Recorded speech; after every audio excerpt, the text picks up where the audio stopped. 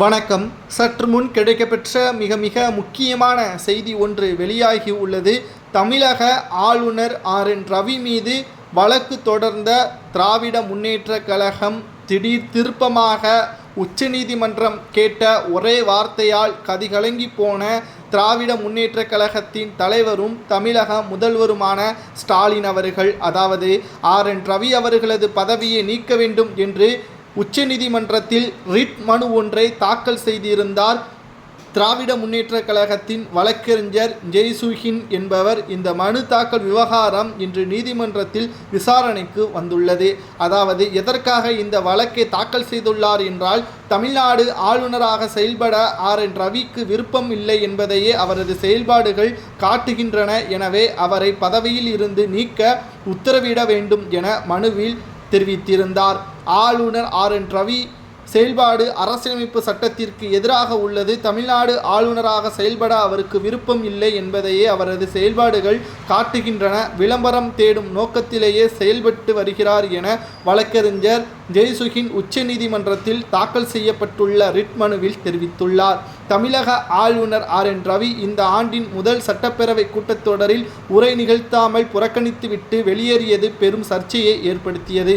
நீண்ட காலமாக தமிழக சட்டப்பேரவை மரபின்படி ஆளுநர் உரைக்கு முன்பாக தமிழ்தாய் வாழ்த்து பாடுவதும் நிகழ்வின் இறுதியில் தேசிய கீதம் பாடுவதும் நடைமுறையாக இருந்து வருகிறது. இந்த நடைமுறையை மரபை மாற்றி தொடக்கத்திலே தேசிய கீதம் பாட வேண்டும் என வலியுறுத்தி அது ஏற்படாத நிலையில் தமிழக ஆளுநர் ஆர்.என். ரவி தமிழக அரசு தயாரித்து வழங்கிய ஆளுநர் உரையை வாசிக்காமல் சட்டசபையிலிருந்து வெளியேறினார். ஆளுநர் ஆர்.என். ரவி நடவடிக்கை தமிழக சட்டப்பேரவையும் அரசமைப்பு சட்டத்தையும் அவமதிக்கும் செயல் என பல்வேறு அரசியல் கட்சிகள் விமர்சனங்களையும் செய்துள்ளனர். இந்த நிலையில்தான் ஆளுநர் ஆர்.என். ரவி அவர்களது பதவி நீக்கம் வேண்டும் என்று ரிட் மனுவை தாக்கல் செய்திருந்தார். ஆனால் ஆளுநர் தரப்பிலிருந்து இதற்கு பதில் ஒன்று கொடுக்கப்பட்டுள்ளது. 3 முறை சட்டப்பேரவையில் கனிவான முறையில் ஆளுநர் முதல்வர் ஸ்டாலின் அவர்களிடமும் சபாநாயகரிடமும் கேட்டுக்கொண்டது உண்மைதான். ஆனால் அவர்கள் எந்த ஒரு பதிலையும் தெரிவிக்கவில்லை.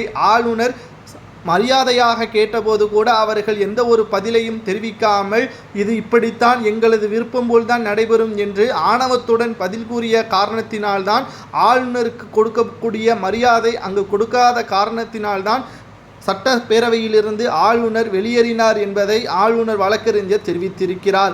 இதனால் எந்த ஒரு இடத்தில் மரியாதை இல்லையோ அந்த இடத்தில் எப்படி இருக்க முடியும் என்று தெரிவித்திருந்தார். இதனால் முதல்வர் ஸ்டாலின் அவர்கள் மிகப்பெரிய ஒரு அவமானத்தை சந்தித்துள்ளார் என்றும் தெரிவித்திருக்கிறார். தற்பொழுது ஆளுநர் ஆர்.என். ரவி அவர்கள் செய்தது சரிதான் என்று நீதிமன்றம் தெரிவித்துள்ளது.